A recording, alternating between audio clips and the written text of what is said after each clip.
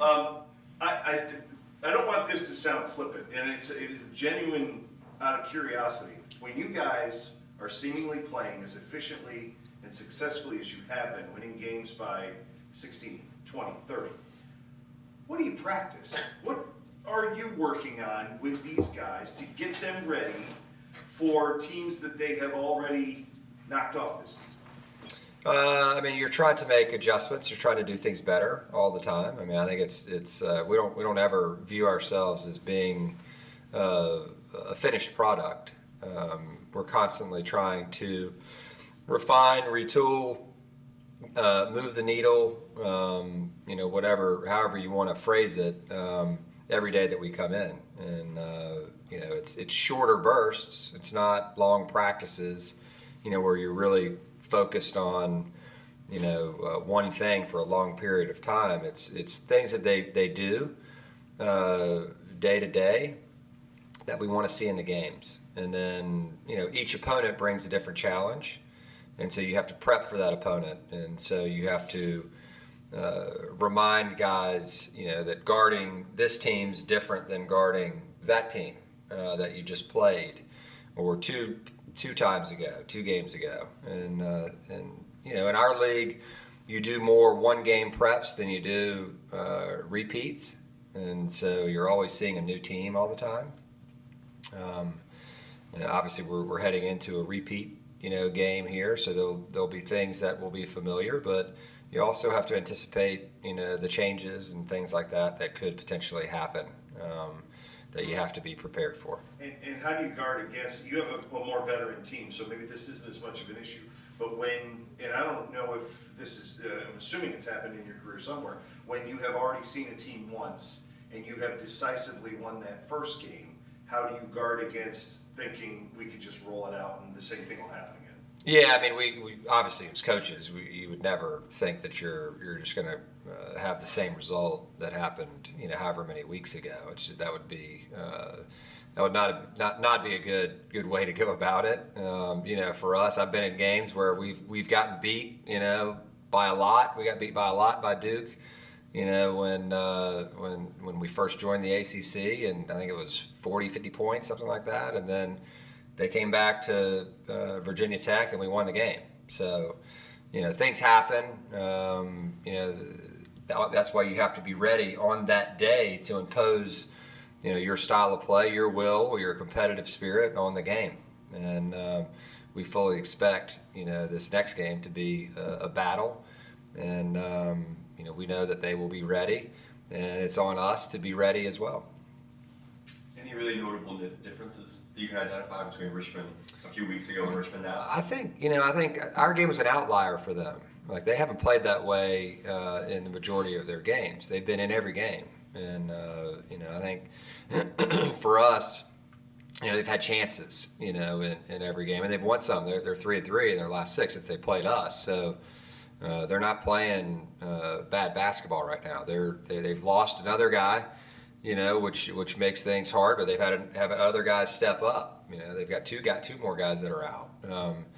And so, what they've done, given the circumstances with all the different hits that they've had to take from a health standpoint, has been, remarkable. For us, going into this game, we know we're going to have to be ready. Our guys are focused on, what's right in front of them, and they've done a really good job at that all year. And so, again, no different than the George Mason game. We've got to turn the page, and we haven't won anything yet. And we told the team that before, the game the other day. You can win this game, and you're not the champion, the regular season champion. And so you have to be consistent, throughout the remainder of the season, and that's not going to be easy. And so we have to be ready, at every turn. It's a quick page to turn. What are the kind of the nuances, and what do these couple days look like when you have such a quick turnaround from an emotional game on Saturday to a rivalry one on Tuesday? Yeah, I mean, we had 7 days, 3 games, and so this will, I think I said it right before we started this, with the UMass game, this time next week we'll have played 3 games, and so here we are, on Monday, And yesterday was just a recovery day and getting their mind on the opponent and what's next. And then watching film, learning from the previous game and prepping for this one. And so today will be a normal day before practice. Will be the goal is to be short and sharp, and strong and focused, and then lots of shooting, and then get ready, for the game. And it is a quick turnaround, but these guys, you get to the end of the year like this, they're more able to withstand something like this because we've cut the practice time. They've seen a lot of it before, but Richmond provides a lot of unique challenges defensively that can make it really hard. And so we've got to get them back in that mindset of really defending not only in transition but for potentially what could be longer stretches in the half court as well. I think the guys are excited about playing, and we've been fortunate that the travel hasn't really gotten us here recently. That can wear you down, when you're in and out. We've already done all of that. We've got one more road game, so past this one. So from that perspective, the guys mentally are in a good place. In general, would your practice times be a little bit shorter this time of year anyway, regardless Oh, of yeah. how you were playing? Yeah, you definitely are not in there for long stretches. There's no question about it because they can only take so much. A lot of it's done through film. You certainly get on the court, and you're not necessarily live all the time. They're not beating on one another. We had two guys play the entire 20 minutes in the second half the other day, and so you have to give those guys the proper time to recover and rest their bodies while also challenging their minds. Do you feel at all that this team's margin of error has changed at all throughout the course of the season, either in the middle of any particular game or in the season as a whole? I don't know. I haven't really thought about it that way. I think for me personally, I think our guys have just faced every challenge, in a good way. And certainly we haven't been perfect, but they found ways to win and compete together. And every game's been a little bit different.